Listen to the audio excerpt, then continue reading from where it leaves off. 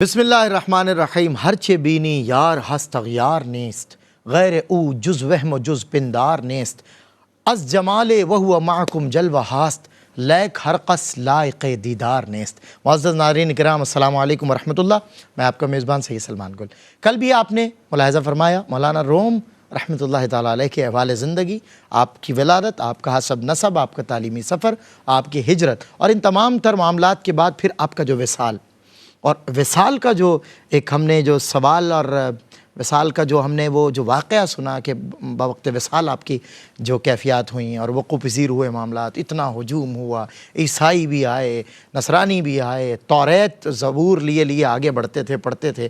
اور لوگوں نے جب پوچھا کہ آپ کا مولانا روم سے کیا تعلق ہے، تو مسلمانوں کے پیشوا ہادی اور رہنما ہیں، آپ کا ان سے کیا تعلق؟ کہا ہمارے لیے یہ عیسیٰ و موسیٰ جیسے ہیں، کہ ظاہر راہ ہدایت پر لانے والے، سیدھا راستہ دکھانے والے.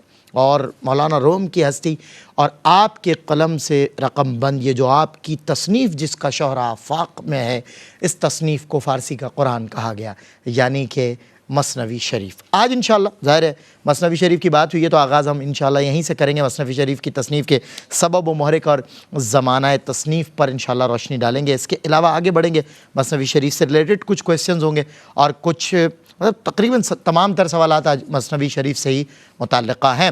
اور گفتگو کرنے کے لیے ممتاز محترم جید اکابر علماء کرام اور ممتاز ثنا خاں یہاں پر تشریف فرما ہیں. ہمارے ساتھ ہیں مفتی احسن نوید نیازی صاحب، مفتی قبلہ ڈاکٹر سید محبوب الحسن بخاری صاحب، ممتاز ثنا خاں بھائی فیصل حسن نقشبندی. آپ سبھی کا خیر مقدم ہے. اور آغاز ہم جو ہے نعت رسالت میں آپ سے کریں گے کہ سرما ہے کوہ طور کا آغازہ گلاب کا، سرما ہے کوہ طور کا غازہ گلاب کا، آغاز نعت یوں ہے رسالت میں آپ کا. بھائی فیصل حسن نقشبندی. اللہم صل وسلم علی المصطفى دائما ابدا.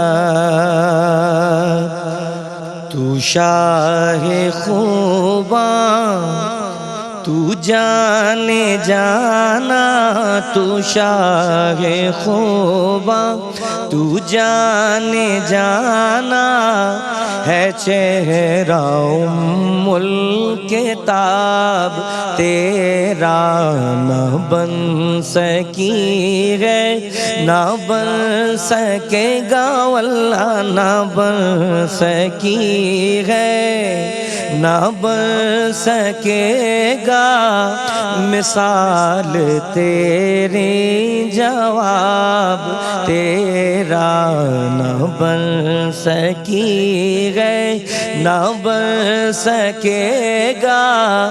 مثال تیری جواب تیرا.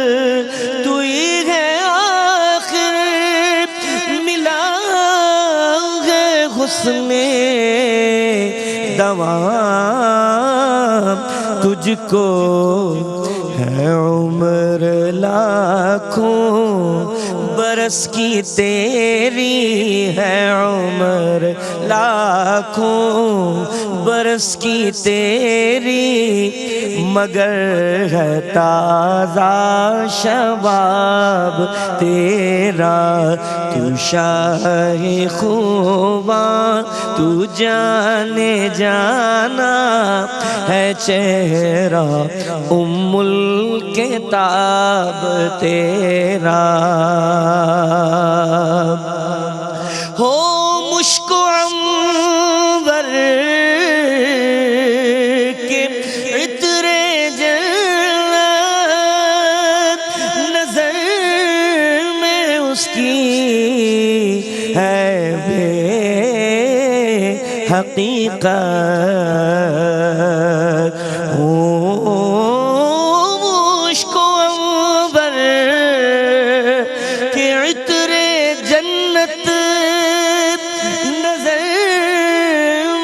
اس کی ہے بے حقیقت، ملا ہے جس کو ملا ہے جس نے، ملا ہے جس کو ملا ہے جس نے، پسینہ رش کے گلاب تیرا ملا ہے جس کو ملا ہے جس نے، پسینہ رش کے گلاب تیرا۔ اللہم صلی وسلم علی المصطفیٰ دائما ابدا، اللہم صلی وسلم علی المصطفیٰ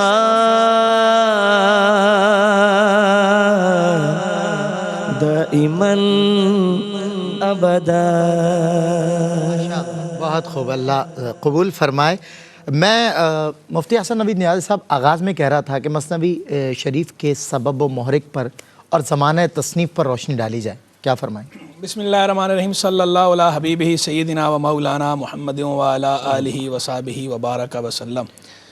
کچھ ہستیاں ایسی ہوتی ہیں وہ ان کے نام سے ان کے خطوں کی پہچان ہوتی ہے، واہ، وہ خطوں کے لیے دوام کا سبب بن جاتے ہیں۔ صحیح بات، یعنی علاقہ ان کی پہچان، علاقہ پہچان نہیں، وہ علاقوں کی پہچان بن جاتے ہیں۔ تو یہی بات بالکل صادق آتی ہے مولا روم مولانا جلال الدین رومی رحمہ اللہ پر کہ روم کا لفظ آتا ہے ذہن فوراً سبقت کرتا ہے مولانا روم کی طرف، اور مولانا کا خیال آتا ہے تو ذہن فوراً جاتا ہے روم کی طرف، یعنی جو روم کو حیات جاویدانی ملی ہے، تذکرہ روم کو، تو وہ مولانا روم سے ملی ہے، مولا روم سے ملی ہے۔ مولا روم کی یہ شان، اور کیوں نہ ہو کہ مولا روم ترجمان کس کے تھے؟ وہ ترجمان تھے عشق کے۔ تو جو عشق و مستی، صاحب سوز و ساز، جو عشق و مستی کا ترجمان ہوتا ہے نا، تو وہ اقبال نے کہا تھا نا، عشق کے ادنا غلام صاحب تاج و نگیں، عشق مکان و مکین، عشق زمان و زمین۔ تو اسی طرح جو ہے یہ زمانوں کی حدود سے اور مکان کی، زمان و مکان کی حدود سے ماورا ہو گئے، شرق ہو یا غرب ہو، عرب ہو یا عجم ہو، مولانا روم کا جو سوز ہے، جو ان کی عشق و مستی ہے، اس نے انہیں یہ عروج دیا کہ ان ساری حدوں سے وہ ماورا ہو گئے۔ وہ جو اقبال نے کہا بندہ خدا مست نہ شرقی ہے نہ غربی، گھر اس کا دلی نہ صفاہاں نہ سمرقند۔ واہ واہ، یعنی جو اس حدود مستی میں آ گیا، اس سارے مستی میں، تو پیر رومی مرشد روشن ضمیر، پیر رومی مرشد روشن ضمیر، کاروان عشق و مستی راہ امیر۔ پیر رومی جو ہے وہ صرف عشق و مستی نہیں، عشق و مستی کے کاروان کے امیر بنے۔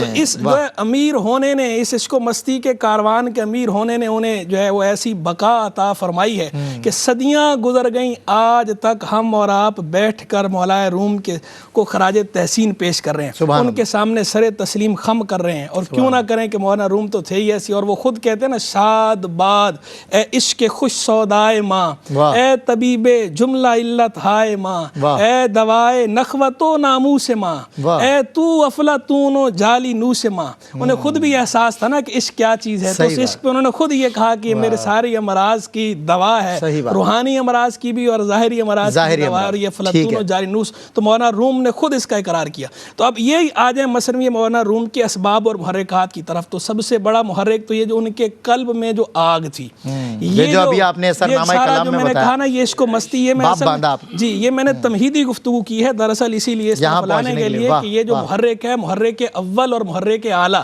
یہ ان کے اندر کی آگ تھی کہ یہ اگر وہ اس کو وہ الفاظ کا روپ نہ دھارتی تو پتہ نہیں ان کے ساتھ کیا ہوتا۔ وہ جو شیخ اکبر نے بھی کہا نا کہ میں اگر یہ اسرار بیان نہ کروں تو میرا وجود جل کے راکھ ہو جائے، تو میں مجبور ہوں بیان کرنے پہ۔ تو ایسی مولانا روم رحمہ اللہ بھی جو اندر عشق و مستی کی آگ لگی تھی نا، اس نے یہ الفاظ کا روپ دھارنا تھا۔ اگر وہ یہ الفاظ کا روپ نہ دھارتی تو آپ کی صحت پہ اس کے منفی اثرات مرتب ہونے تھے، تو اس لیے انہوں نے یہ کی۔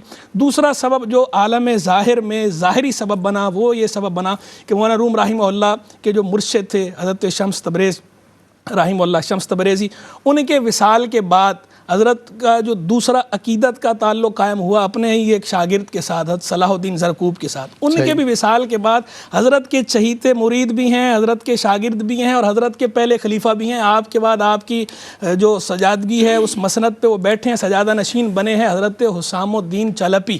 تو حضرت حسام الدین چلپی رحمہ اللہ نے آپ کو یہ فرمائش کی کہ حضور آپ کچھ کہیں، کچھ اشعار کی صورت میں بیان کریں. تو ظاہری سبب ان کی فرمائش بنی. تو ان کی فرمائش میں آپ نے یہ شاہکار مثنوی جو ہے وہ تالیف فرمائی ہے، اور اس میں تقریباً 15 برس لگے ہیں. آپ کا جو وصال ہے ولادت سنہ 604 ہجریہ میں ہے اور وصال سنہ 672 ہجریہ میں ہے. تو زندگی کے آخری جو 15 سال ہیں ان 15 سالوں کے اندر آپ نے یہ مثنوی کہی ہے. وقفے وقفے سے آپ نے اس کے اشعار کہیں، اور کیا یعنی 57 سے 72 تک کیا آپ نے یہ مثنوی کہی ہے، کیا کہ آج تک صدیاں گزر گئیں، اس مثنوی کا غلغلہ آج تک ہر جگہ ہے.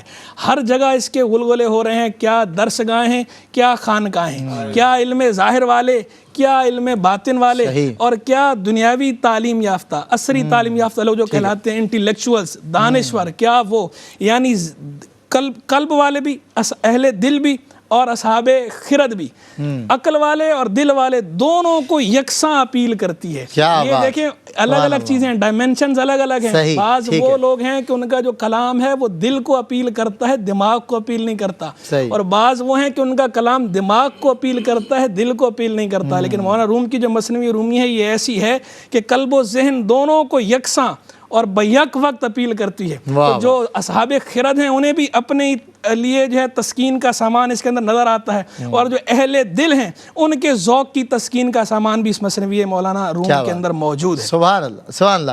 ناظرین کرام، بہت خوبصورت انداز سے مفتی حسن نوید نیازی صاحب الیبوریٹ فرما رہے تھے مثنوی شریف کا، جو اس کے ریزنز ہوئے اور جو اس کا محرک اور ظاہر ہے جو زمانہ تصنیف ہے اس پر بھی روشنی ڈالی، اور پھر خود کیف و مستی جس شخصیت پر طاری ہے اور جنہوں نے پھر سلوک کی منازل یہاں شمس تبریز علیہ رحمہ اور کامل ہوئے، کامل سے مل کر ہوئے.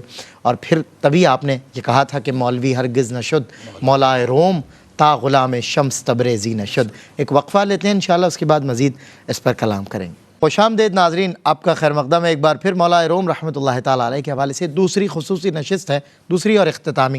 آج ہم مثنوی شریف کے حوالے سے بات کریں. مفتی حسن نوید نیازی صاحب نے بہت اچھا باب باندھا تمہیدی گفتگو سے یہاں تک کہ مثنوی کے لکھنے کا سبب کیا بنا. میں ڈاکٹر سید محبوب الحسن شاہ بخاری صاحب کی طرف آپ کو لیے چلتا ہوں. حضور مثنوی شریف کے بارے میں مشہور ہے کہ مثنوی مولوی معنوی ہست قرآن در زبان پہلوی. اس حوالے سے آپ کیا فرماتے ہیں، اس کو پیش نظر رکھیں؟ بسم اللہ الرحمن الرحیم. سب سے پہلی بات یہ ہے کہ اکثر لوگوں کو یہ خیال آتا ہے کہ وہ لوگ جو کہ اہل دل اور عرفان کہلاتے ہیں وہ دراصل قرآن اور سنت کو پس پشت ڈال کر کچھ باتیں کہتے ہیں جن کی در حقیقت شریعت میں اجازت نہیں ہوگی. لیکن یہ تاثر دراصل غلط فہمی اور تاریخی حقائق کے بالکل منافی ہے. اگر اس گفتگو کو آپ آغاز میں بھی لے جائیں تو حضرت حسن بصری رحمۃ اللہ تعالی علیہ، امام غزالی رحمۃ اللہ تعالی علیہ، محی الدین ابن عربی رحمۃ اللہ تعالی علیہ، ان بزرگوں کی اگر آپ ابتدائی زندگی دیکھیں تو یہاں پر علم، قرآن فہمی، حدیث سے شغف اور اس میں ایک بہت ہی کمال درجے کا کمال انہوں نے حاصل کرنے کے بعد پھر آپ کی رغبت دل کی طرف ہوئی. یعنی وہ مسائل جو کہ عقل کے ساتھ حل نہ ہو پائے، ان عارفین نے اسے دل کے ساتھ ایک منہج تبدیل کر کے اللہ رب العزت کے ساتھ جوڑنے کا کام دیا. خود بھی اس سرور سے محظوظ ہوئے اور لوگوں کے لیے بھی آپ نے راہ ہموار کی، جس سے لوگوں کے لیے ایک نیا طریقہ، ایک نیا منہج سامنے آیا جس سے ہم اسلام کی چاشنی، اس کی شیرینی کو محسوس کر سکتے ہیں. اب جب یہ بات ہوئی کہ کیا قرآن کریم کی اس کے ساتھ کیا نسبت ہے، تو مولانا عبد الرحمن جامی رحمۃ اللہ تعالی علیہ، جو کہ 9ویں صدی ہجری کے صوفی شاعر اور بہت بڑے بزرگ ہیں، انہوں نے اور بہت بڑے عالم ہیں، انہوں نے مولوی مثنوی معنوی کے حوالے سے یہ فرمایا کہ یہ دراصل پہلوی یا فارسی زبان میں قرآن کریم کی ایک ترجمانی ہے، یا شعری شکل میں نظر آتی ہے، یا بالفاظ دیگر ایک نئے انداز میں قرآن فہمی ہے جو کہ شریعت کی حدود کے اندر رہتے ہوئے اللہ رب العزت اس باقی ہستی، اس غیر فانی ہستی نے جو احکامات اور جو تعلق ایک بندے کے ساتھ قائم کیا ہے اس کو ایک خوبصورت انداز میں پیش کیا گیا ہے۔ اور دیکھیے جو روایات اور جو حکایات جن کا ذکر انشاءاللہ تعالیٰ پروگرام کے اگلے حصے میں بھی ہم کریں گے، ان پر بھی اگر آپ غور کریں تو قرآن کریم کے جو بنیادی مضامین ہیں انہیں ایک خوبصورت انداز کے ساتھ قرآن کریم کا معاف ضمیر یا مضامین کو ہی ان میں اس انداز میں پرویا گیا ہے کہ جس کا مقصد بہت واضح ہو جائے گا۔ مثال کے طور پر اللہ رب العزت جب فرماتے ہیں کہ انا للہ و انا الیہ راجعون، کہ کائنات کی ہر شے اللہ رب العزت کی دسترس میں ہے، اللہ رب العزت ہی نے پیدا کی ہے، اس کا سبب اور مسبب وہی ہے، اور تمام بندوں نے بالآخر اور تمام حقیقتوں نے وہیں پر لوٹ کر جانا ہے۔ اب اس عمارت یا اس خوبصورت تانے بانے کے اندر حکایتوں کو آپ نے اس انداز میں پرویا کہ یہ مسائل عام ذہن رکھنے والے شخص کو بھی خوبصورت انداز میں سمجھ میں آیا اور زندگی کی حقیقت اس پر واضح ہوئی، اور اس میں ایسے کئی لا ینحل مسائل تھے جس میں علماء، مشائخ، حکماء، فلاسفہ، متکلمین ایک طویل عرصے سے گفتگو کر رہے تھے، انہوں نے ان مسائل کا حل بھی اس میں پیش کیا۔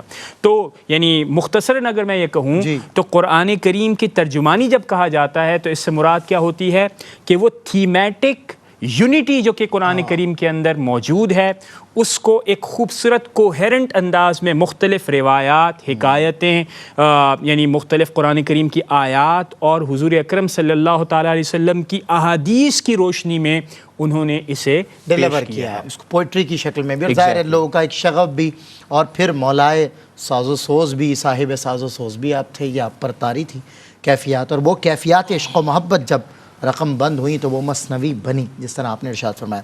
میں مفتی صاحب قبلہ اگر میں یہ کہوں کہ مثنوی شریف شعر و ادب کا ایک شاہکار ہے تو مبالغہ نہیں ہوگا، وجہ شہرت اور مقبولیت کی طرف بھی کچھ اس پیرائے میں اگر ہم بات کریں کہ شعر و ادب کا شاہکار، بالکل دیکھیں شعر و ادب کا شاہکار کہنا ہے سب، اسے بالکل مبالغہ نہیں ہے۔ آپ شعر و ادب کی تاریخ اٹھائیں، عربی ہو یا فارسی ہو یا اردو ہو یا کسی اور زبان کی اٹھا لیں، آپ سب سے پہلا اندازہ دیکھیں مقبولیت اور شہرت کا کہ اس کتاب پہ کام کتنا ہوا ہے۔ صحیح، تو پیچھے حکیم ثنائی موجود ہیں، نظامی گنجوی موجود ہیں، شیخ سعدی شیرازی موجود ہیں، حافظ شیرازی موجود ہیں، علامہ جامی بھی ہیں، امیر خسرو بھی ہیں، اتنے بڑے بڑے نام، فردوسی، بڑے نام، فردوسی، کہانی، خاقانی، یہ میں فارسی، اور یہ میں خاص اس زبان کی بات کر رہا ہوں جس زبان میں مثنوی مولانا روم نے لکھی ہے، فارسی، حافظ شیرازی، شیخ سعدی، بالکل۔ تو اتنے بڑے بڑے نام ہیں اور ان کے اتنے بڑے بڑے ان کے دیوان ہیں، کلیات ہیں، اشعار ہیں، اور ان کو عارفانہ مضامین کیسے چھیڑے انہوں نے حافظ شیرازی، جو ہے وہ تسلیم کیا گیا ہے، سب کو تسلیم کیا گیا، اور سارے اپنی اپنی جگہ جو ہے وہ چند آفتاب چند مہتاب، بالکل ایسا۔ لیکن جو شہرت، جو مقبولیت مثنوی مولانا رومی کے حصے میں آئی ہے وہ کسی کے بھی حصے میں نہیں آئی، یہ خاص ان کے لیے رکھ دی گئی تھی، اس لیے کہ دیکھیں جتنی جامعیت یہاں پر ہے، جتنے میں نے پہلے بھی پچھلے جواب میں بھی جو ذکر کیا نا کہ جو شرق تا غرب، عرب تا عجم، درس گاہیں ہوں یا خانقاہیں ہوں، اور درس گاہیں بھی پھر چاہے وہ اصحاب مدرسہ ہوں، چاہے جو ہے وہ یونیورسٹیز اور جامعات کے لوگ ہوں، ہر جگہ جو ہے مولانا روم رحمہ اللہ کو یکساں پذیرائی حاصل ہے، اتنی یکساں پذیرائی جو ہے وہ ہر جگہ نہیں ہے۔ شعر و ادب سے شغف رکھنے والے جو ہیں، ایوری اسکول آف تھاٹ جی آپ کو ایکسپٹ کرتا ہے، اغیار بھی آج آپ کے فیسٹیولز کرتے ہیں مولانا روم کے، رومی اور فورم، مغرب کے اندر تو باقاعدہ آپ دیکھیں سنہ 2007 جب آپ کا یوم پیدائش کا 800واں سال منایا گیا 2007 کے اندر، تو باقاعدہ اقوام متحدہ نے ترکی گورنمنٹ کی اس فرمائش پر اقوام متحدہ نے باقاعدہ اسے کہا اور مولانا روم کا سال قرار دیا، اور اس سے ساری ڈیڈیکیشنز بھی آپ کے لیے بڑے بڑے ارینج ہوئے، اور یہ مثنوی مولانا روم رحمہ اللہ اس پہ باقاعدہ ڈاکومنٹریز بنائی گئیں، دستاویزی فلمیں بنائی گئی ہیں، پوئٹ آف لو کے نام سے ڈاکومنٹریز موجود ہیں کہ جو ہے وہ دل کا، کتنا اچھا لگ رہا ہے سننے میں، دل کا شاعر، دل کا شاعر. تو وہ جو دل کا شاعر ہے تو وہ پھر میرا پیغام محبت ہے جہاں تک پہنچے. تو محبت کی تو جہانگیری اخوت کی جہانگیری محبت کی فراوانی یہ تو پھر پوری کائنات کو اپنے حصار میں لیے ہوئے ہے محبت. تو مولانا روم رحمہ اللہ کی جو مثنوی ہے یہ مخدوم کتاب ہے. ایسے ایسے لوگوں نے اس پہ کام کیا. آپ دیکھیں اس کی شروحات دیکھیں, حواشی دیکھیں, تراجم دیکھیں, اس کی احادیث کی تخریج اور تحقیق پہ کام ہوا. نہیں ہر گوشے سے اس پر کام ہوا, ہر گوشے سے یہ مخدوم کتاب ہے. ایون کہ ہمارے درس نامی کی دنیا کے اندر ایک بہت بڑا نام ہے بحر العلوم علامہ عبدالعلی لکھنوی فرنگی محلی رحمہ اللہ. جن بزرگوں کے نام پہ ہمارا درس نامی عالم کو درس نامی کہلاتا ہے ان کے صاحبزادے تھے مولانا نظام الدین فرنگی محلی رحمہ اللہ کے. وہ بحر العلوم ان کا لقب ہے, علوم کا سمندر. انہوں نے بھی اس کی باقاعدہ شرح لکھی ہے. بحر العلوم نے بھی یعنی اس کی شرح لکھ رکھی ہے. اس کی اس سے انداز لگائیں کہ علماء بھی اسے کس طرح دیکھتے ہیں. صوفیاء اور عرفاء تو اسے دیکھتے ہی دیکھتے ہیں, لیکن جو علماء ہیں ان کی نظر جو ہے ان کی نظر میں اس کی قدر کیا ہے, قدر و قیمت ہے. تراجم باقاعدہ کونیا مولانا روم رحمہ اللہ کا شہر جو کونیا جہاں پر آپ جو ہے وہ آرام فرما ہے, ترکی کا مثال وہیں کونیا میں ہوا ہے. جو ترکی ہے پہلے یہ روم بہت بڑا تھا. پہلے روم ترکی بھی روم کا حصہ تھا تو اسے بھی روم کہا جاتا تھا. اسی وجہ سے اسے رومی مولانا رومی کہا جاتا ہے انہیں. تو کونیا کے اندر باقاعدہ سوسائٹی بنائی گئی.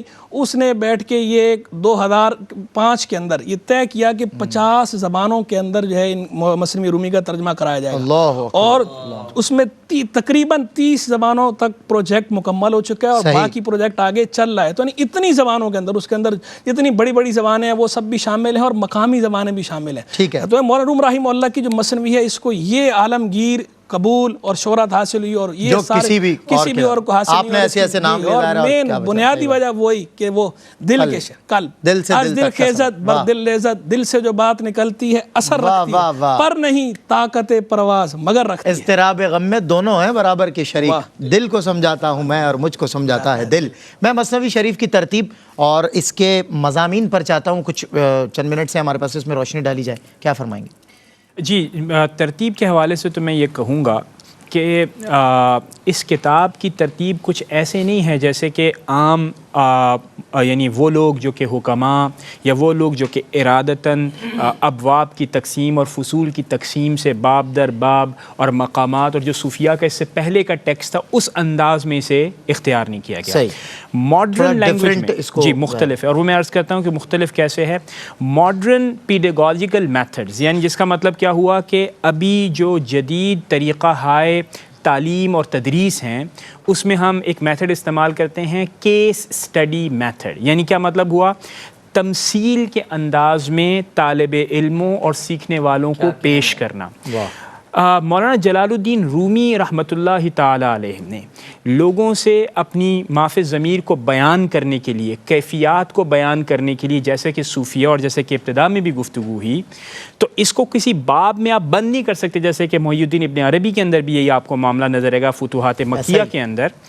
تو یہاں پر ابواب کی تقسیم نہیں جو کہ ایک عقل والا طریقہ کار ہوتا ہے, بلکہ یعنی ان کو درس و تدریس اور اس انداز میں ان کو پیش کیا گیا کہ سننے والا بہت ہی قریب ذہن کے جو مثالیں ہوتی ہیں اس سے وہ معاملہ سمجھ بھی لے, اور وہ صرف سمجھے نہیں عقلاً بلکہ اس کے دل میں اتر بھی جائے, جاگزیں ہو جائے, اس کی شخصیت کا حصہ بن جائے. No any doubt in this way also. And it becomes a factual reality, and it allows or paves the way to live through. یعنی صرف اسلام یہ نہیں ہے, اسلام صرف اور صرف یہ نہیں ہے کہ آپ حقائق کو بیان کریں, آپ ان حقیقتوں کے اندر جئیں اور پھر جینے کے لیے لوگوں کو موٹیویٹ کریں اور انفیکٹ ہوتا یہ ہے کہ جب آپ ان حقیقتوں کے اندر رہتے ہیں, when you live through it, ہوتا کیا ہے کہ اس کا اثر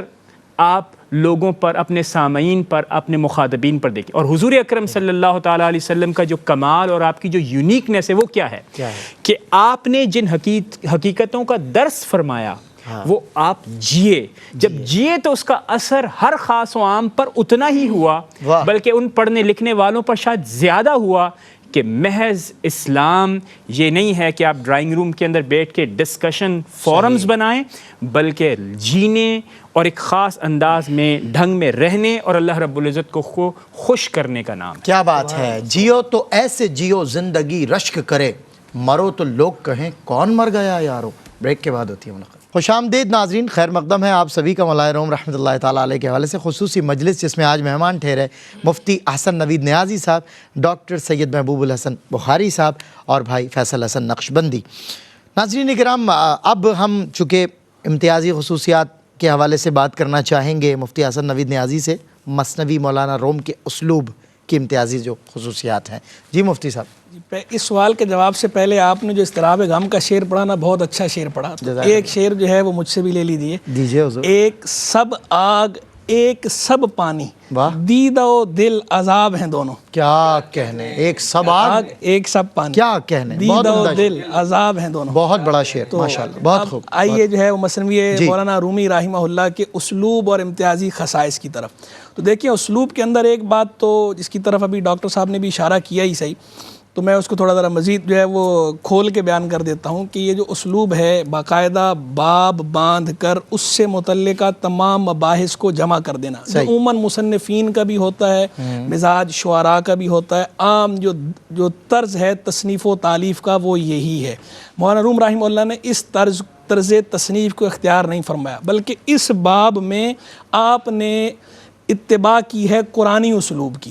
اس میں آپ نے قرآنی اسلوب کی اقتداء کی ہے کہ جس طرح قرآن مجید فرقان حمید کو جب ہم دیکھتے ہیں تو ہمیں ایسا نظر نہیں آتا کہ ایک باب باندھا گیا اور چیپٹر قائم کیا گیا اور اس سے متعلقہ تمام باعث ایک جگہ جمع کر دیے گئے ہوں، بلکہ نہیں، کیف متفقہ، ضرورت کے اعتبار سے، وقت کی مصلحت کے اعتبار سے مضامین کو الگ ڈسکرائب کیا گیا ہے قرآن مجید فرقان حمید کے اندر، اور وہ یونیک انداز ہے۔ باقاعدہ اس پہ بھی شاہ اللہ محدث دہلوی رحمہ اللہ نے اس کی اثر پذیری پہ بہت جو ہے وہ عمدہ انداز میں بیان فرمایا ہے شاہ ولی اللہ نے۔ تو یہ جو قرآنی اسلوب ہے، اس قرآنی اسلوب کو مولانا روم رحمہ اللہ نے اختیار کیا ہے۔ آپ نے بھی ایک نہیں، وقت کی مسلط دیکھی اور اس کے مطابق الگ انداز میں، جیسے ایک گلستان ہے، گلستان کے اندر بندہ جائے تو کبھی جو ہے گلاب کا پھول، تو کبھی چنبیلی کا پھول، تو کبھی سوسن، تو کبھی یاسمین، بہت اچھا، پھر وہ پورا ایک باغیچہ پورا، تو ہر گل را رنگ و بوئے دیگر رس، تو ایک فلیور، ہر فلیور آتا ہے اس کا، ڈائیورسٹی ہے، تنوع، جامعیت۔ تو آدمی اس کی طرف جو ہے نا، جو نہیں بھی کسی ایک کا عاشق ہوتا تو الگ جب سارے رنگ دیکھتا ہے تو کسی نہ کسی رنگ کی طرف اپنے رنگ کو اختیار تو کرے گا، ظاہر ہے، تو یہی معاملہ جو ہے وہ مثنوی روم کے اندر ہے کہ انہوں نے بھی جو ہے وہ سارے رنگ رکھے ہیں، اس کی ہمہ گیری اور ہمہ جہت ہے اس کے اندر، اس کی ڈائمنشن اتنی زیادہ ہیں، اسلوب ایسا رکھا، پھر اس کے اندر ڈائیورسٹی جو ہے، جامعیت، تنوع بہت زیادہ ہے۔ آپ کو اس کے اندر تصوف کے مسائل کا حل بھی ملے گا، آپ کو اس کے اندر فلسفے اور کلام کے مباحث کا حل بھی ملے گا۔ ویسے شعر کی کتاب سمجھ جاتی ہے جس کے اندر شعر و ادب بھی ہے، شعر و ادب کے ساتھ تصوف کے عارفانہ نکات بھی ہیں اور ساتھ میں کلامی مباحث بھی ہیں، بلکہ شبلی نعمانی نے باقاعدہ پوری کتاب ہی لکھ دی ہے اس بات پر کہ مولانا روم کی جو مثنوی رومی ہے اس کے اندر کلامی مباحث کہاں ہیں۔ تو یہ بھی مولانا روم رحمہ اللہ کا ایک امتیازی خصوصیت ہے کہ اور آپ کو کسی شاعر کے دیوان کے اندر اس طرح کا نظر نہیں آئے گا معاملہ۔ ہاں نظر آئے گا، کب نظر آئے گا؟ جب کسی شاعر نے باقاعدہ کسی فن کو بیان کیا ہو اشعار کی صورت میں، تو وہاں تو نظر آئے گا، لیکن ویسے اس کے کلام کے اندر اتنی جامعیت ہو، یہ آپ کو مثنوی رومی کے سوا کہیں اور نظر نہیں آئے گی۔ اور اسی جامعیت کی وجہ سے اقبال جیسوں کو یہ کہنا پڑا کہ پیر رومی، اقبال نے پیر رومی قرار دیا، اپنے آپ کو مرید ہندی قرار دیا، اور جو پھر وہ اقبال نے کہا تھا کہ پیر رومی خاک را اکسیر کرد، از غبارم جلوہ تعمیر کرد، کہ پیر رومی نے خاک کو اکسیر بنا دیا ہے اور میری غبار سے کئی جلوے تعمیر کر دیے ہیں۔ یعنی اقبال جو ہے اپنی بو کلمونی کو اور اپنی رنگینیوں کو مرہون منت کس کا قرار دے رہے ہیں؟ پیر رومی کا۔ اور پھر کہتے ہیں راز مانی مرشد رومی کشود، راز مانی مرشد رومی کشود، فکر من بر آستانش در سجود، کہ مانی کا جو راز ہے، جو سر ہے، وہ مرشد رومی نے کھولا ہے، اور میری فکر جو ہے مولانا رومی کے آستانے پہ سجدہ کر رہی ہے۔ فکر کی بات ہو رہی ہے، اپنی بات نہیں کر رہے، اس کو ملحوظ رکھا جائے، فکر کو سجدہ کروا رہے ہیں، اور یہ محاورہ ہے، یہ کنائے اور استعارے اس طرح استعمال ہوتے ہیں کہ فکر میری سجدہ کر رہی ہے، یعنی میری فکر جو ہے وہ مستنیر کہاں سے ہو رہی ہے، روشنی کہاں سے لے رہی ہے؟ مولانا روم سے۔ تو اقبال پہ جو پیر رومی کی چھاپ ہے، اس پیر رومی کی چھاپ نے ہی اقبال کو اقبال بنایا ہے، اور اقبال نے خود جا بجا اقبال جیسے آدمی نے سے تسلیم کیا جو خود شاعر مشرق کا پوئٹ آف ایسٹ ہے۔ اور اسی کا نتیجہ دیکھیں، دونوں کا آپس میں محبت کا تعلق کیسا تھا کہ ترکی گورنمنٹ نے باقاعدہ وہاں کونیا میں جہاں مولانا روم رحمہ اللہ کا مزار شریف ہے، اس کے باہر باقاعدہ اقبال کی علامتی قبر بنوا رکھی ہے کہ جو مولانا روم کے مزار پہ وہاں حاضر ہوں گے وہ اقبال اقبال کی علامتی قبر کو بھی دیکھیں گے اور وہاں اقبال کے لیے بھی دعا مانگیں گے. پیر رومی جب غالب ہو تو اقبال کا اقبال ایسا بلند ہوتا ہے. اور ماشاءاللہ کتنی بڑی ایک دلیل موجود ہے. بہت خوب کلام کیا مفتی ڈاکٹر صاحب قبلہ. آخر میں آپ سے ہی جاننا چاہوں گا, you went in the waste lots of time, اور آپ نے وہاں بھی اس کی اثر پذیری جو ہے وہ دیکھی ہوگی ڈیفینیٹلی. بہت سارے فورمز ہیں جن پہ مولانا روم کو ڈسکس کیا جاتا ہے, ویسٹ کے ہیں اور ویسٹ ہی کے لوگوں کے. تو اس کی جو اثر پذیری ہے, اثر اندازی ہے, وہ کیسی ہے ویسٹ میں, ایسٹ میں, ہر جگہ؟ اچھا سلمان بھائی, اس میں تو یہ ہے کہ کافی گفتگو ہو سکتی ہے, چونکہ ویسٹ میں مولانا روم کی انڈرسٹینڈنگ کا ایک بڑا لانگ ٹریڈیشن ہے, تو اس کے اوپر انشاءاللہ تعالیٰ پھر جب موقع ملے گا تو تفصیلی گفتگو ہوگی. صرف یہ اس بات کے اظہار کے لیے جو کہ صرف چند لمحے چکے پروگرام کے رہ گئے ہیں, تو جب کمپیریزن کیا جاتا ہے تو ایلیڈ اور اوڈیسی, اچھا مولانا روم کی یہ جو تحریر ہے, یہ جو کاوش ہے, اس کو جب اس کے ساتھ کمپیئر کیا جاتا ہے تو کہتے ہیں کہ ان دو تحریریں جو کہ ویسٹ میں ایک آئیکونک حیثیت رکھتے ہیں, یہ اس کے برابر ہے. اور دانتے کی ڈیوائن کامیڈی وہ آدھی ہے, اور مولانا روم کی جو مثنوی ہے اس سے ڈبل ہے. اور پھر ایک اور کمپیریزن میں اگر دیکھا جائے تو ان سب کو اگر جمع کر دیا جائے تو مولانا روم کی جو مثنوی ہے یہ اس سے زیادہ ہے. کیونکہ اس کے اندر 25,770 مصرے ہیں, اور ہر مصرع اس سے اس لیے بڑا ہے, ہر مصرع اس سے اس لیے بڑا ہے کہ ہر مصرے کے اندر 22 سیلیبلز ہیں. اچھا, جہاں تک اثر پذیری کی بات ہے تو ویسٹ کے اندر جیسے کہ حضرت نے بتایا کہ علامت ہے اسلام کی محبت کی. حالانکہ بہت ہی 19ویں صدی کے اندر جو مستشرقین تھے ان کا خیال یہ تھا کہ اسلام کے اندر عقل کی گنجائش نہیں ہے, اور بعض لوگوں نے اسلام کو پر الزام لگایا تھا کہ وہ غیر مہذب تہذیب ہے. لیکن جب حضرت مولانا روم کا مطالعہ انہوں نے کیا تو انہیں یہ ماننا پڑا کہ اسلام دعوت محبت دیتا ہے اور ایک خاص انداز میں پیغام کو پھیلاتا ہے. اور آخر میں یہ کہوں گا کہ مولانا روم کی یہ جو کاوش ہے اس کا رجوع یا یہ مرجع بنا علماء اور حکماء کا. کیوں؟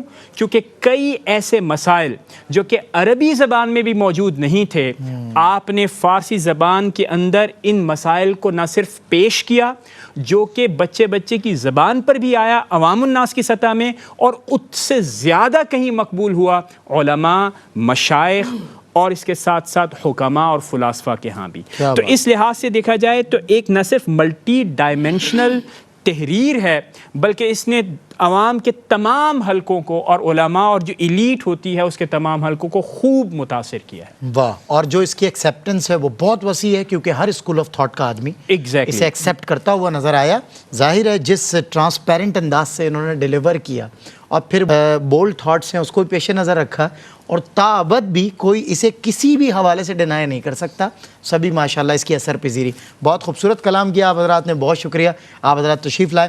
ناظرین کرام, مولانا روم پر جو حضرت نے جو ابتدا میں جو باب باندھا تھا نا, جو کیفیت غالب تھی, یعنی حافظ شیرازی کا آپ نے نام لیا نا, حافظ شیرازی کی ایک غزل کے مجھے اشعار یاد آتے ہیں. باہر سو جلوہ دیدار دیدم, باہر چیزیں جمال یار دیدم, نہ دیدم ہینچ شہرہ خالی ازوے, پر ازوے کوچاؤ بازار دیدم. یہ کیفیت کہ ہر سمت تیرا عکس سے حسین رقص کنا ہے, اٹھ کر بھی تیرے خواب سے بیدار نہیں ہوں. اور اس کیفیت کو آپ نے خود ہی رقم بند کیا. کہتے ہیں خشک تارو, خشک چوبو, خشک پوسٹ, از کجا میاں یا دی آواز دوست. اور ایک لمحے کو دیکھتے ہیں کہ نہ تار ہے, نہ چوب ہے, نہ پوسٹ ہے. کہتے ہیں نیست تارو, نیست چوبو, نیست پوسٹ, از کجا میاں, خود بخود میاں یا دی آواز دوست, خود بخود میاں یا دی آواز دوست. جی ہرگز نمیرد آنکھ دلش زندہ شد بعشق, سبتست بر جرید عالم دوام ماں. جس کا دل عشق سے زندہ ہو اسے موت نہیں آتی. وہ مر جاتا ہے ظاہری طور پر لیکن اس کی موت عالم معنی میں نہیں ہوتی, جرید عالم پہ اس کا دوام ثبت ہو جاتا ہے. واہ واہ واہ. مولانا روم رحمہ اللہ, کیا بات ہے. اجازت دیجئے اسی پر بھائی محمد فیصل حسن نقشبندی صاحب انشاءاللہ کچھ اشعار مولانا روم کی مثنوی سے اقتباس انشاءاللہ پیش کریں گے. وہی مخصوص انداز جو مولانا روم کا آفاقی انداز ہے اس مثنوی کے پڑھنے کا, اسی میں فیصل حسن نقشبندی کلام پیش کر رہے ہیں مولانا روم کا. السلام علیکم ورحمۃ اللہ. سید و سرور محمد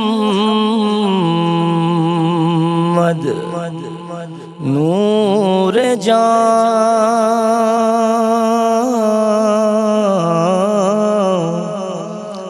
سید و سرور محمد نور جان بہتر و مختر شفیع مذنبان واہ بود در انجیل نام مصطفیٰ بود در انجیل نام مصطفیٰ آثر پیغمبران بحر صفا آثر پیغمبران بحر صفا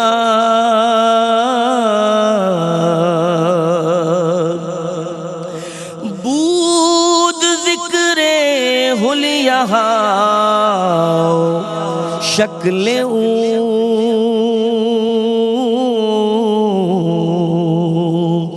بود ذکر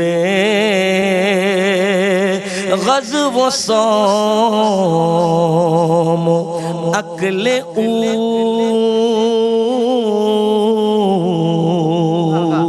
کیا کہنے، بہت خوب پڑھ رہے ہیں۔ وہ صدا دندے برا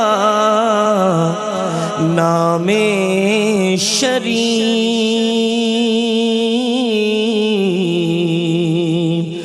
رو نہادند بدا وصف لطیف